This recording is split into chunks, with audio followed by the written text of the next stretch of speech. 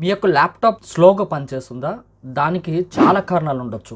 ఒక విధంగా మన ల్యాప్టాప్ స్పీడ్ని పెంచవచ్చు అనమాట. అది ఎలాగో ఇవాల్టి వీడియోలో మీరు పూర్తిగా తెలుసుకోబోతున్నారు. అలాగే దానికి సంబంధించిన పార్ట్ కూడా మీకు ల్యాప్టాప్లో మార్చి చూపిస్తాను.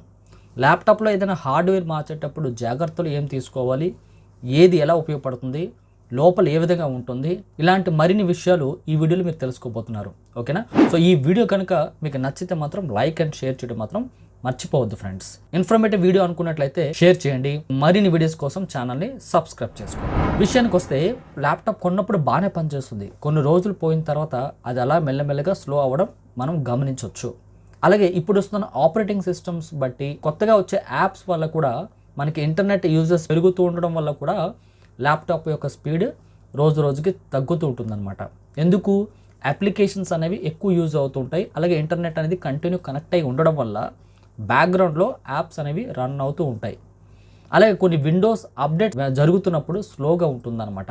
ఇవన్నీ సాఫ్ట్వేర్ రిలేటెడ్ ఇష్యూస్ అనమాట. మరి హార్డ్వేర్ పరంగా మనం ఏ విధంగా అప్గ్రేడ్ అయితే కంప్యూటర్ యొక్క స్పీడ్ని పెంచొచ్చు అనే దాని గురించి ఈరోజు టాపిక్ చూడండి. ప్రతి కంప్యూటర్లో ఇంతకుముందు mechanical hard disk, hard drive అనేది ఉపయోగించేవాళ్ళం అనమాట. దాంట్లో ఎక్కువగా లోపల ఇంటర్నల్ పార్ట్స్ తిరుగుతూ ఉండడం వల్ల దాని యొక్క స్పీడ్ అనేది ఇప్పుడున్న ఎస్ఎస్డితో పోల్చుకున్నట్లయితే తక్కువనే చెప్పాలి. మీ యొక్క ల్యాప్టాప్లో ఈ విధంగా హార్డ్ డ్రైవ్ కనుక ఉన్నట్లయితే దాని బదులు మీరు ఎస్ఎస్డిని యూజ్ చేయడం వల్ల ఒక రీడ్ అండ్ రైట్ స్పీడ్ అనేది హార్డ్ డిస్క్తో కంపేర్ చేస్తే మీకు ఎస్ఎస్డీస్లో ఎక్కువ ఉంటుందన్నమాట. కాబట్టి హార్డ్ డ్రైవ్ కంటే ఎస్ఎస్డి కాస్ట్ ఎక్కువ ఉంటుంది, అలాగే స్పీడ్ కూడా ఎక్కువ ఉంటుంది. కాబట్టి మీ యొక్క ల్యాప్టాప్ లోపల మెకానికల్ హార్డ్ డ్రైవ్ బదులు ఎస్ఎస్డిని మనం ఇన్స్టాల్ చేయడం వల్ల దాని యొక్క రీడ్ అండ్ రైట్ స్పీడ్ ఎక్కువ ఉండడం వల్ల మనం ఏ యాప్స్ ఓపెన్ చేసినా లేదా ఆపరేటింగ్ సిస్టమ్ రన్ చేస్తున్నప్పుడు స్మూత్ పర్ఫార్మెన్స్ అయితే చూడొచ్చు. అలాగే ఇంటర్నెట్ యూజ్ చేసేటప్పుడు కూడా, డేటా కాపీ చేసేటప్పుడు కూడా ఇంకా ఫాస్ట్గా మనం కాపీ చేయొచ్చు. మా రిలేటివ్స్లో ఒక అబ్బాయికి ల్యాప్టాప్ నా దగ్గర తీసుకొచ్చారు. అది చాలా స్లోగా ఉంది అని చూస్తే నిజంగా అది చాలా స్లోగా ఉంది. నేను ఆపరేటింగ్ సిస్టమ్ కూడా ఇన్స్టాల్ చేశా, ఇంప్రూవ్మెంట్ అయితే కనిపించలేదు అనమాట. సో అప్పుడు నేను సజెస్ట్ చేశాను ఏంటంటే దీంట్లో లోపల ఒక ఎస్ఎస్డి సపోర్ట్ ఉంటే కనుక మనం వెంటనే ఎస్ఎస్డిని ఇన్స్టాల్ చేసేద్దామని చెప్పేసి దానికోసమని అమెజాన్లో ఈ ఎస్ఎస్డిని అయితే పర్చేస్ చేశా. ఇది జిబ్రానిక్స్ కంపెనీ నుంచి వచ్చిన 256 GB M.2 NVMe SSD అనమాట. ఇది ఎందుకు పర్టికులర్ తీసుకున్నానంటే ఆ ల్యాప్టాప్ మదర్ బోర్డ్ మీద హార్డ్వేర్గా ఇది కాంపోనెంట్ సెట్ అవుతుంది అనమాట. అలాగే అదే ల్యాప్టాప్లో మనం ఎస్ఎస్డిని కూడా ఇన్స్టాల్ చేయొచ్చు. అయితే ఈ విధంగా 2.5 ఇంచ్ ఉండే ఎస్ఎస్డిని, సాటా ఎస్ఎస్డిని మనం ల్యాప్టాప్లో వేసేటప్పుడు ఆల్రెడీ ఉన్న హార్డ్ డిస్క్ని తీసేసి ఇది ఇన్స్టాల్ చేయాలి. ఆల్రెడీ ఉన్న హార్డ్ డిస్క్ని కూడా ఉపయోగంలో పెట్టాలనే ఉద్దేశంతో నేను M.2 SSDని సజెస్ట్ చేశాను. అయితే ఇక్కడ నార్మల్ ఎస్ఎస్డితో కంపేర్ చేస్తే M.2 SSD యొక్క రీడ్ అండ్ రైట్ స్పీడ్ అనేది ఎక్కువ ఉంటుందని చెప్పాలి. For example normal SSD, SATA ఎస్ఎస్డిలో మీకు 500 MB/s రీడ్ అండ్ రైట్ యావరేజ్గా ఉంటుందన్నమాట. ఇక్కడ ఈ జిబ్రానిక్స్లో పర్టికులర్గా నేను ఎందుకు చూస్ చేశానంటే మిగతా ఎస్ఎస్డీస్తో పోల్చుకున్నట్లయితే దీని యొక్క రీడ్ స్పీడ్ 1900 MB/s ఉంది. అలాగే రైట్ స్పీడ్ వచ్చేసి 1000 MB/s ఉందన్నమాట. కాబట్టి నేను మొత్తం వెతికితే తక్కువ బడ్జెట్లో జిబ్రానిక్స్ M.2 SSD అయితే నేను ఫైండ్ అవుట్ చేశాను. ఇప్పుడు దీన్ని మనము ల్యాప్టాప్లో ఇన్స్టాల్ చేసి చూపిస్తాను. దాని తర్వాత ఏ ఆపరేటింగ్ సిస్టమ్ కూడా ఆ ల్యాప్టాప్లో ఇదే ఎస్ఎస్డీలో ఇన్స్టాల్ చేసి చూపిస్తా. ఓకేనా? మరి లేట్ చేయకుండా ఇన్స్టాల్ చేయాలో చూద్దాం. నేను ఆల్రెడీ మొత్తం స్క్రోల్స్ అన్నీ ఓపెన్ చేస్తున్నాను. జస్ట్ బ్యాక్ పోర్షన్ ఓపెన్ చేస్తా. ఇక్కడ మీరు చూసుకున్నట్లయితే ల్యాప్టాప్ బ్యాక్ సైడ్ పోర్షన్ ఇది. ఇక్కడ మీరు చూడండి, ఇది ర్యామ్ స్లాట్ అంటారు. ఆల్రెడీ ఒక ర్యామ్ ఫిక్స్ అయ్యి ఉంది. అవసరం అనుకుంటే ఇంకొక ర్యామ్ స్లాట్ కూడా ఖాళీగా ఉంది కాబట్టి ఇటువైపు ఇంకో ర్యామ్ని ఇన్స్టాల్ చేయొచ్చు. నేను ఇంతకుముందు మీకు చెప్పాను, ఒకవేళ ల్యాప్టాప్ స్లోగా ఉంటే కనుక ర్యామ్ కూడా ఇంక్రీజ్ చేయడం వల్ల ల్యాప్టాప్ యొక్క పర్ఫార్మెన్స్ పెరుగుతుంది. ల్యాప్టాప్లో ఆల్రెడీ 4 GB ర్యామ్ ఉంది. మరొక 4 GB లేదా 8 GB వేసి కూడా ఈ ల్యాప్టాప్ యొక్క పర్ఫార్మెన్స్ని మీరు పెంచుకోవచ్చు. సో మీ దగ్గర ఉండే ల్యాప్టాప్లో కూడా 2 స్లాట్స్ ఉంటే మీరు ఇంకొక ర్యామ్ని ఇన్స్టాల్ చేసి కంప్యూటర్ స్పీడ్ని పెంచండి. లేదంటే ర్యామ్ స్లాట్ ఉందనుకో, ఈ ర్యామ్ తీసేసి ఈ ప్లేస్లో డబల్ సైజ్ ర్యామ్ ఇందులో మీరు ఇన్స్టాల్ చేయాల్సి ఉంటుంది. ఓకేనా? ర్యామ్ కొత్తగా పర్చేస్ చేసినప్పుడు కూడా హార్డ్వేర్ మనం చూసుకొని పర్చేస్ చేస్తే ఇన్ ఫ్యూచర్లో ఇన్ కేస్ మనకు అవసరం అనుకుంటే ఇంకొక ర్యామ్ ఇన్స్టాల్ చేసుకోవచ్చు అనమాట. ఇక్కడ ఇప్పుడు మనం చూసుకున్నట్లయితే ఇక్కడ చూడండి, ఇదేమో హెచ్పి నోట్బుక్ ల్యాప్టాప్ అనమాట. ఈ ల్యాప్టాప్కి మెకానికల్ హార్డ్ డిస్క్ ఇవ్వడం మీరు గమనించవచ్చు. ఇది 2.5 ఇంచ్లో ఉండే mechanical hard drive, SATA mechanical hard drive అంటే ఇలా ఉంటుందన్నమాట. చూడండి, బ్యాక్ సైడ్ మీకు సాటా పోర్ట్ కూడా ఇక్కడ ఉంది.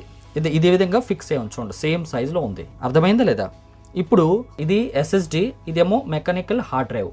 ఇది తీసేసి ఈ ప్లేస్లో 2.5 ఇంచ్ ఎస్ఎస్డిని మనం ఇన్స్టాల్ చేసుకోవచ్చు. కాకపోతే ఏమవుద్ది, ఈ ల్యాప్టాప్లో ఉండే ఇంటర్నల్ స్టోరేజ్ ఏదైతే ఉందో ఈ హార్డ్ డిస్క్ అనేది వేస్ట్ అవుతుంది అనమాట. కాబట్టి ఇక్కడ ల్యాప్టాప్లో అబ్జర్వ్ చేసుకున్నట్లయితే ఇక్కడ చూడండి, M.2 NVMe SSD వేసుకోవడానికి ఒక స్లాట్ కూడా ఇచ్చారు ఇక్కడ. ఒకవేళ M.2 స్లాట్ లేదనుకోండి ఇందులో, అప్పుడు మనకి తప్పదు, ఇది తీసేసి ఈ విధంగా 2.5 ఇంచ్ ఎస్ఎస్డిని, సాటా ఎస్ఎస్డిని ఇక్కడ మనం వేసుకోవాల్సి ఉంటుంది. సరే, ఇప్పుడు నేను అమెజాన్లో తెప్పించిన ఈ జిబ్రోనిక్స్ ఎస్ఎస్డిని ఫస్ట్ ఓపెన్ చేసి ఇక్కడ ఇన్స్టాల్ చేస్తా. చూడండి, బాక్స్ మాత్రమే పెద్దది, మిగతాదంతా చిన్నదే. చూడండి ఫ్రెండ్స్, ఇది M.2 SSD అనమాట. ఇక్కడ మీరు నాచ్ కూడా గమనించవచ్చు. ఇది సైజ్ వచ్చేసి 256 GB స్టోరేజ్ అయితే కలిగి ఉంది. రీడ్ అండ్ రైట్ స్పీడ్ కూడా ఎక్కువ ఉండడంతోనే దీన్ని నేను ప్రిఫర్ చేస్తున్నాను అనమాట. వీటి తాలూకు లింక్ అలాగే బెస్ట్ ఎస్ఎస్డీస్ లింకు మీకు డిస్క్రిప్షన్లో ఉంటాయి. ఇన్స్టాల్ చేద్దాం. ఫ్రెండ్స్ చూడండి, ఈ M.2 SSDని ల్యాప్టాప్లో ఇచ్చిన M.2 SSD ప్లేస్లో ఇన్స్టాల్ చేద్దాం. సింపుల్ ఏంది, పెద్దగా కష్టం ఏం పడాల్సిన అవసరం లేదు. ఇక్కడ మీరు నాచ్ గమనించాల్సి ఉంటుంది. ఈ గ్యాప్ ఏదైతే ఉందో ఇక్కడ ఈ కనబడుతున్న నాచ్కి ఇలా జస్ట్ ఇన్సర్ట్ చేసి పుష్ చేయాలి అంతే. ఈ విధంగా పూర్తిగా ప్రెస్ చేసి ఇలా పెట్టి, చూసారా ఇక్కడ మీకు ఇక్కడ స్క్రూ ఇచ్చారు. జస్ట్ ఇప్పుడు మన స్క్రూ బిగించకపోతే ఏమవుతుంది, ఇది ఇలా పైకి లేచిపోతుంది అనమాట. ఇప్పుడు ఏం చేయాలి, జస్ట్ ఇలా పెట్టేసి ఈ ప్లేస్లో ఉండే స్క్రూని మనం ఫిట్ చేసేద్దాం. జస్ట్ మరీ ఎక్కువ టైట్ చేయొద్దు, థ్రెడ్స్ పోతాయి. సో ఈ విధంగా మనం ఇక్కడ ఎస్ఎస్డీని అయితే ఇన్స్టాల్ చేసాము. అండ్ ఎస్ఎస్డి పైన ఇచ్చిన ఈ స్టిక్కర్ ఏదైతే ఉందో తీయకూడదు, వాళ్ళు తీసేస్తే ఇది వారంటీకి వర్తించదు. చూడండి, ఈ విధంగా చిన్న స్టోరేజ్ డివైస్ని మనము ఇన్స్టాల్ చేయడం వల్ల ఒకటి ల్యాప్టాప్ యొక్క స్పీడ్ పెంచడమే కాకుండా దీంట్లో ఉండే ఇంటర్నల్ హార్డ్ డిస్క్ ఏదైతే ఉందో దీన్ని కూడా మనం ఇక్కడ ఎక్స్ట్రా స్టోరేజ్ కింద వాడుకోవచ్చు అనమాట. సరేనా? ఇప్పుడైతే ఇన్స్టాల్ చేయడం అయిపోయింది. ఇప్పుడు దీన్ని క్లోజ్ చేసేసి ల్యాప్టాప్ని ఆన్ చేసి చూద్దాం. దాని తర్వాత ఈ ఎస్ఎస్డిలో ఆపరేటింగ్ సిస్టమ్ అయితే Windows 10 కానీ Windows 11 కానీ ఇన్స్టాల్ చేద్దాం. దాంతోపాటు ఈ హార్డ్ డిస్క్ని కూడా స్క్రీన్ పైన చూపిస్తా. ఇప్పుడు మన ఈ ల్యాప్టాప్లో OS ఇన్స్టాల్ చేయాల్సి ఉంటుంది. దానికి పోర్టబుల్ పెన్ డ్రైవ్ని ఆల్రెడీ నేను కనెక్ట్ చేశాను. దాని తర్వాత పవర్ ఆన్ చేసి ఈ పోర్టబుల్ పెన్ డ్రైవ్ని బూట్ చేయాల్సి ఉంటుంది. F9 నేను ప్రెస్ చేస్తున్నాను. సో ఇక్కడ మీరు చూడొచ్చు బూట్ మెనూ. ఈ బూట్ మెనూలో ఏదైతే పెన్ డ్రైవ్ ఉందో ఇక్కడ కనెక్ట్ చేసాం కదా పోర్టబుల్ పెన్ డ్రైవ్, అది ఇక్కడ చూపిస్తుంది చూడండి. ఓకే, USB హార్డ్ డ్రైవ్ అని చెప్పేసి ఉంది కదా, శాండ్ డిస్క్ అని చెప్పేసి, దాన్ని సెలెక్ట్ చేసి ఎంటర్ ప్రెస్ చేయండి. పెన్ డ్రైవ్లో ఉండే ఆల్ ఆపరేటింగ్ సిస్టమ్స్ అన్ని షో అవుతున్నాయి. నాకు కావాల్సింది Windows 10 కాబట్టి అది సెలెక్ట్ చేసి ఎంటర్ ప్రెస్ చేసా. ఇప్పుడు విండోస్ ఆపరేటింగ్ సిస్టమ్ ఇన్స్టాల్ కావడానికి బేసిక్ ప్రొసీజర్ అనేది స్టార్ట్ అయింది. ఇందులో నేను లాంగ్వేజ్ సెలెక్ట్ చేసి నెక్స్ట్ ప్రెస్ చేసా. ఇన్స్టాల్ నౌ ప్రెస్ చేస్తే సెటప్ స్టార్ట్ అయ్యి ప్రోడక్ట్కి అడుగుతుంది. నాకు అవసరం లేదు, టిక్ తీసేసి నెక్స్ట్ ఓకే అనమాట. ల్యాప్టాప్లో ఉండే హార్డ్ డ్రైవ్ ఎస్ఎస్డి రెండు కూడా ఇక్కడ మనకి చూపిస్తున్నాయి చూడండి. హార్డ్ డ్రైవ్లో ఏవైతే వాల్యూమ్స్ ఉన్నాయో అంటే పార్టిషన్స్, వాటితో పాటు ఈ ఎస్ఎస్డీలో కూడా చూపిస్తున్నాయి. నేను ఇప్పుడు అన్ని పార్టిషన్స్ని 1 by 1 డిలీట్ చేసేస్తా. గుర్తుపెట్టుకోండి, హార్డ్ డ్రైవ్లో డేటా ఉంటే కనుక డిలీట్ చేయొద్దు. ఇప్పుడు చూడండి, మనకి కంప్యూటర్లో ఉండే హార్డ్ డ్రైవ్ ప్లస్ ఎస్ఎస్డి రెండు కూడా చూపిస్తున్నాయి. హార్డ్ డ్రైవ్ కెపాసిటీ 931.5 GB అంటే 1000 GB. నెక్స్ట్ ఏమో ఎస్ఎస్డి 256 GB అనమాట. ఇక్కడ 256 GB ఉండే ఎస్ఎస్డిలో కొత్త పార్టిషన్ క్రియేట్ చేయాలి. దానికి నేను న్యూ బటన్ పైన క్లిక్ చేసి ఓకే ప్రెస్ చేసా. ఇప్పుడు అదేమో ఇంతవరకు అన్అలొకేటెడ్గా ఉంది, ఇప్పుడు కొత్తగా ఒక పార్టిషన్ కింద క్రియేట్ అయిందనమాట. ఓకే, ఇనిషియలైజ్ చేయాలి. దాని తర్వాత ఇక్కడ కొన్ని డిఫాల్ట్గా కొన్ని డ్రైవ్స్ అయితే షో అవుతాయి. అందులో ప్రైమరీ ఏదైతే ఉందో దాన్ని సెలెక్ట్ చేసి ఇక్కడ ఫార్మాట్ చేసి నెక్స్ట్ బటన్ పైన క్లిక్ చేస్తే ఫైల్స్ అన్నీ కూడా కాపీ అవుతుందన్నమాట. ఇక్కడ 100% అయినంత వరకు వెయిట్ చేయాలి. దీనికి ఒక ½ an hour లేదా 10 minutes, అది సిస్టమ్ యొక్క హార్డ్వేర్ కాన్ఫిగరేషన్ మీద డిపెండ్ అయి ఉంటుంది. దాని తర్వాత నెక్స్ట్ స్టెప్ చూపిస్తా. స్క్రీన్ మీద కనబడుతున్నట్టు చేయండి. ఇలా రీజన్ సెలెక్ట్ చేసి ఎక్స్ చేసిన తర్వాత నెక్స్ట్ కీబోర్డ్ కూడా సెలెక్ట్ చేయాలి. ఇప్పుడు మనం ఇంటర్నెట్ కనెక్టివిటీ ఉంటే కనెక్ట్ చేయండి, లేదంటే ఐ డోంట్ హ్యావ్ ఇంటర్నెట్ పైన క్లిక్ చేయండి. సో నాకు వైఫై అందుబాటులో ఉంది కాబట్టి వైఫై పాస్వర్డ్ ఎట్లా ఇచ్చి ఓకే చేసిన. కంటిన్యూ విత్ లిమిటెడ్ సెటప్ పైన క్లిక్ చేసి ఇప్పుడు కంప్యూటర్కి ఒక పేరు పెట్టేసి నెక్స్ట్ బటన్ పైన క్లిక్ చేయాలి. పాస్వర్డ్ అవసరం అయితే ఇవ్వచ్చు. దాని తర్వాత ఇక్కడ ఏవైతే ఎనేబుల్ ఉన్నాయో అవన్నీ ఉంచండి, లేదంటే డిజేబుల్ చేసేయండి అన్నీ. ఈ ఎక్స్ట్రా సెట్టింగ్స్ నాకు అవసరం ఉంది అనుకుంటున్నాను కాబట్టి డిజేబుల్ చేసి యాక్సెప్ట్ చేశాను.